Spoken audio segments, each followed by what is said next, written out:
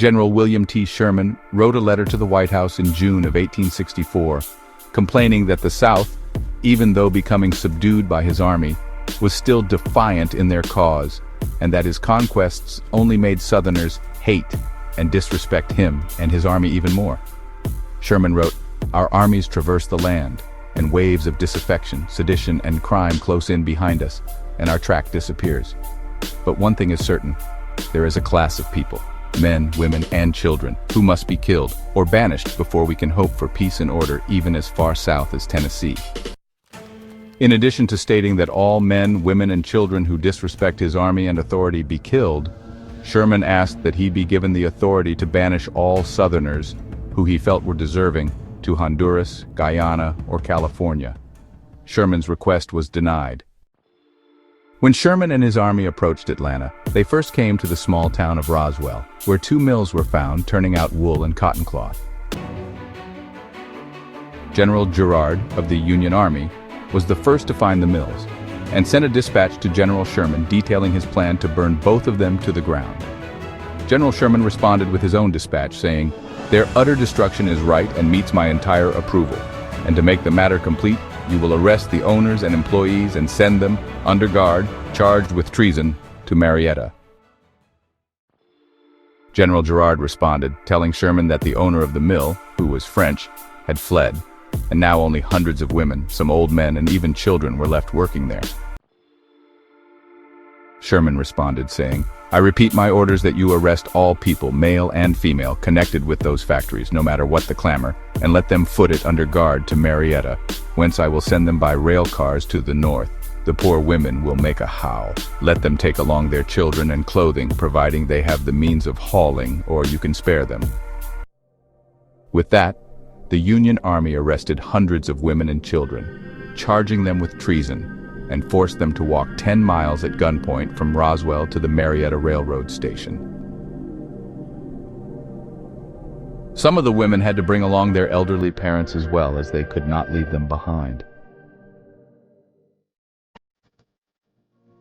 Many of the Union soldiers were repulsed by these orders, and General Grenville Dodge, one of Sherman's own officers, gave $100 of his own money to hire a few of the women to work in the camp hospital, to spare them from being exiled to the north.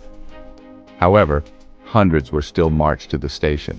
Once in Marietta, all were loaded onto railroad boxcars with very little food or water, and just the clothes on their backs, with the intention of taking them hundreds of miles north to the Ohio River, where they would be dumped and left to fend for themselves.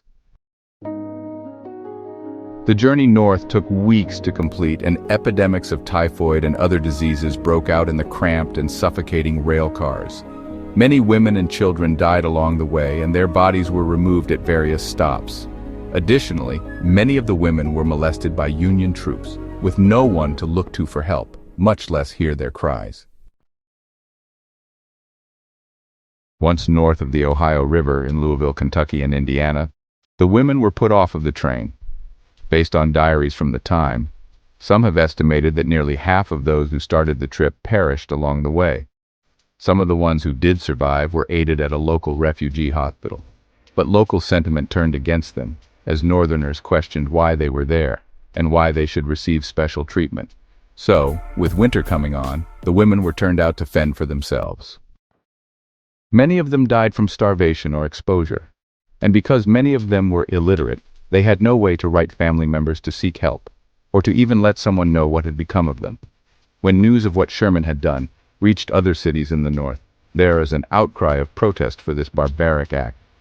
A Pennsylvania newspaper wrote, "It is hardly conceivable that an officer bearing a United States commission of Major General should have so far forgotten the commonest dictates of decency and humanity as to drive over 400 penniless girls hundreds of miles away from their homes and friends, to seek livelihood amid strange and hostile people.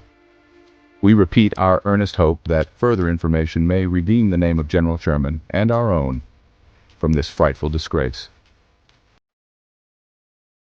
When husbands returned from the war the following year, they found their wives gone and their homes burned. Some waited for them to return and some went looking for them, but no records existed of where they had been taken. Very few of the 500 to 900 Roswell women and children ever returned to Georgia, and to this day, there is very little known about what became of them.